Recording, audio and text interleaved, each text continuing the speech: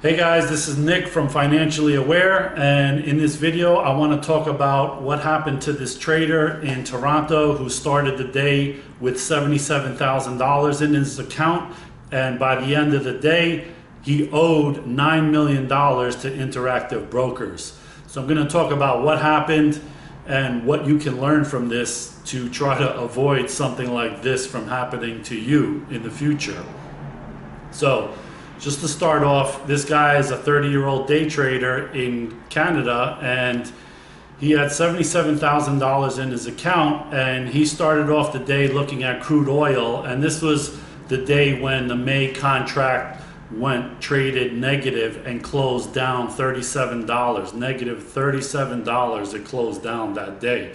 So this is the fallout of what happened that day and who was on the wrong side of that trade and what happened to them. So he saw these prices going down and he's thinking, hey, this is a bargain. So around 1 o'clock in the afternoon, he buys 5 contracts of the oil futures around $3.30. Now, each contract, he bought the large contracts apparently from what it says here in the article, and each contract is 1,000 barrels. So that means every time the contract moves a dollar, then that's a $1,000 gain or loss. Okay, so right off the bat, 5 contracts on $77,000 in your account. It's kind of a lot, but anyway, what he continued to do though after that is when the price kept going lower, he was buying more and more, and he's, doubling down on his losses, which is usually a very bad thing, and in this case it was catastrophic. So from the article, he bought 21 more contracts down to 50 cents. Now, it doesn't say whether he bought most of those around $3 or $2 or $1 or under $1, but somewhere between $3.30 and 50 cents, he bought 21 more contracts. So that means he had 26 contracts. That means that just a $3 move in the contracts would wipe him out, because that would be like $75,000 move against him. Okay, so he is really betting the farm here, but he didn't stop there, because when this thing went down to 1 penny, he couldn't believe his eyes, and so he loaded up on 212 more contracts at a penny, because he figures, it can't go any lower than that. Well, little did he know, and if he would have done the research, he would have saw that the CME or the NYMEX came out a few days before and did warn that contracts could go below zero. So they warned people and they warned brokerages to make sure that their pricing mechanisms can reflect negative prices. Now, in this case, Interactive Brokers did not adjust their pricing to reflect that.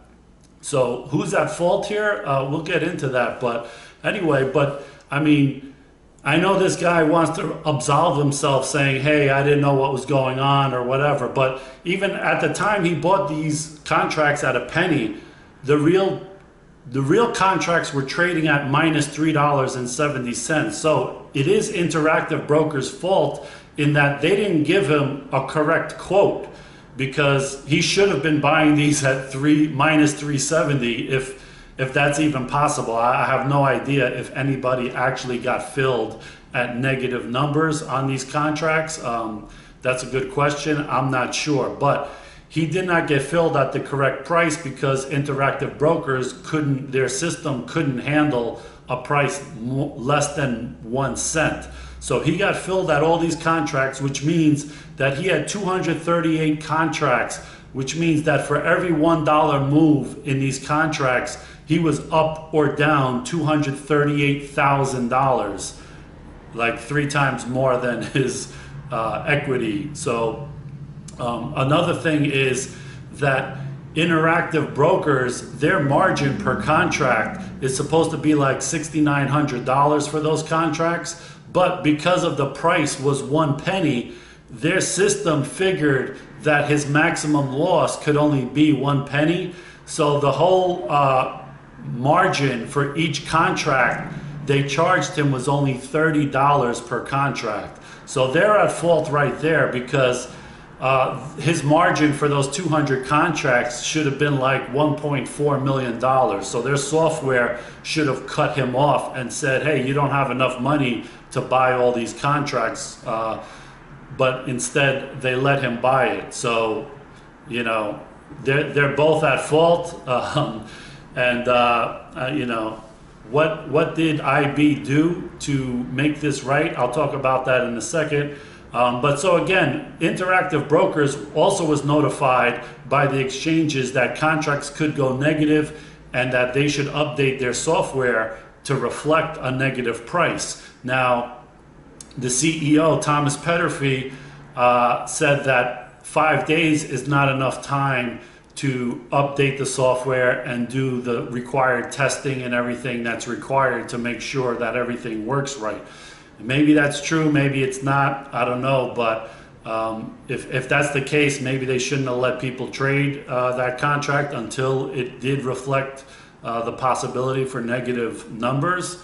Who knows? But I'll tell you one thing, Interactive Brokers has been around for a long time, and I have had a brokerage account with Interactive Brokers for probably close to 20 years now.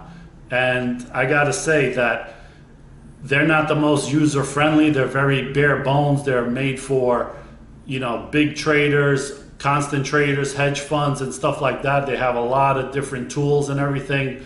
But it seems to me they always do things that's kind of in the interest of their customers.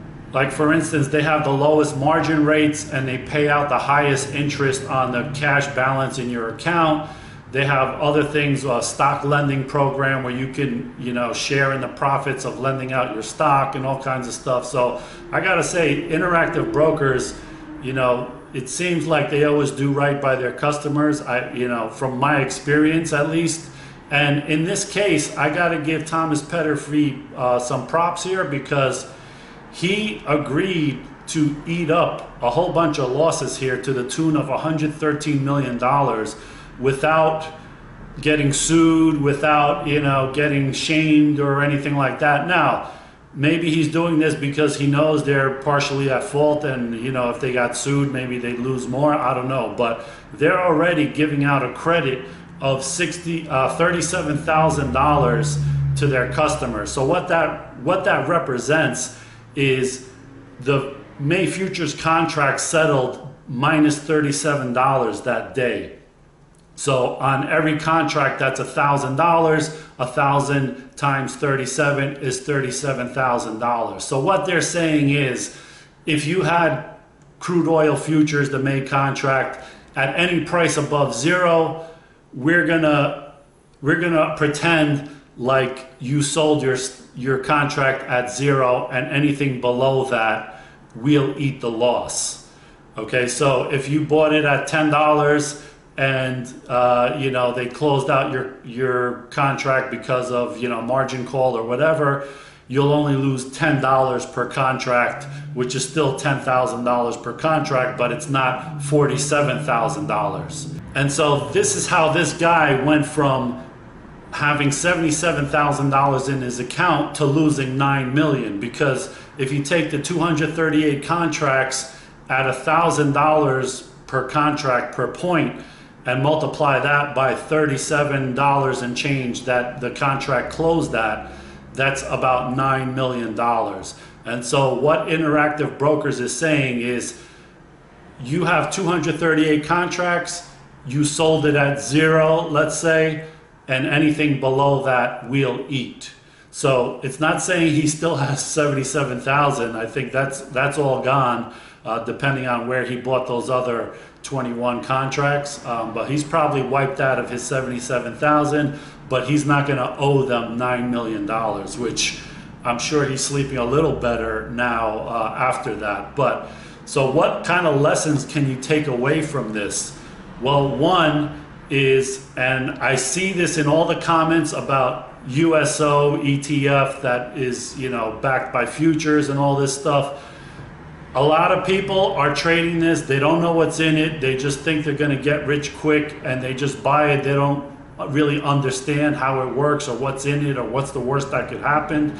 And so do not trade what you don't understand. And also, don't bet the farm on anything. I mean, I don't care if it's Coca-Cola stock or Berkshire Hathaway or Microsoft or whatever. Don't put all your eggs in one basket, because you never know what's going to happen. And if it's too good to be true, it most likely is. So think about this. If you're watching this thing that day and you're watching crude oil go to 1 penny per contract, okay, there are, you know, a bunch of other really smart hedge fund oil traders out there. Do you think they're letting this thing go down to a penny without realizing what the worst that can happen is? No, they know, and that's why it went down there. But the people that didn't are looking at it and going, wow, I could get, you know, 1,000 barrels of oil. A barrel of oil is 42 gallons. So one contract is 42,000 gallons of oil for a penny. Does that make sense to you? Do you think you could go down the street to Walmart and tell them, hey, look, I'd like to buy 42,000 gallons of oil. Here's my penny. Please, you know, fill up my tanker trucks that are around the block. No, that's not going to happen. So when something's too good to be true, it probably is, and you just don't understand why it is that way. And so don't risk everything you have in your whole life to bet on something that you don't understand and something that does not make sense, because it's probably going to turn out bad. And so another thing is, know your downside risk. When this guy bought 5 contracts, his downside was, you know, 5 times 330 is $15,000, let's say. But when he started buying 21 more contracts, his downside went up a bunch. And then when he bought 200 contracts, he's really just, you know, he's on tilt, and he's just averaging down, thinking that he'll buy more and that'll make up for his losses. All he needs is a little blip up to 50 cents or something like that, and now he'll make his money back. And you see, it did not work out that way. So, you know, don't assume you know what's going on, especially when something is really out of whack and really crazy and doesn't make sense. And one other thing is, diversify your money. And I don't mean just in your investments, but in your accounts. That means your bank accounts, your brokerage accounts, because what would happen if Interactive Brokers had not just 1 or 2 people like this that blew up their account and made Interactive Brokers eat the losses? But what if they had a lot more people, and now Interactive Brokers had to eat $2, $3, $4 billion worth of losses? What would happen to them? What would happen to your account? Now, you know, I don't know if you know, but brokerage accounts are protected kind of like the FDIC in your bank, but with something called SIPC. But that only protects $250,000 of your cash, or a combination of $250,000 in cash plus up to another $250,000 in securities. That means if the brokerage goes bankrupt, you're protected up to that amount. So if you have more than that amount, you may not be protected. Now, companies like Interactive Brokers and other companies, they have extra insurance, and they tout it. They usually say, like, we have $20 million, $100 million more of insurance. But if you look, that insurance is the aggregate insurance. It's not per account. So they might have $100 million more of insurance, but if they have $10 billion, $100 billion worth of customers' accounts, that insurance doesn't cover them if the thing really blows up bad. And so spread your risk around to other banks and brokerages, because you just never know in these crazy times what's going to happen. So that's my thoughts on this crazy trade here that day, and it highlights the risks that are out there for some of these really derivative crazy products and crazy things that can happen in crazy times. And if you're just, stumbling in and read some post on some forum going, hey, crude oil's $3, load up the truck. What could go wrong? It could only go to zero or whatever. There's a lot of things you don't understand, and don't bet the farm, on something you don't understand. It's usually going to end up badly. So that's my talk on that. If you like this video, give me a thumbs up. Let me know if you bought any of those oil contracts going down under $1, under 50 cents, down to a penny or anything like that, and what happened. And let me know if you're going to ever try to do that in the future. If you like this video, give me a thumbs up and subscribe to my channel if you haven't done so already. Thank you for watching.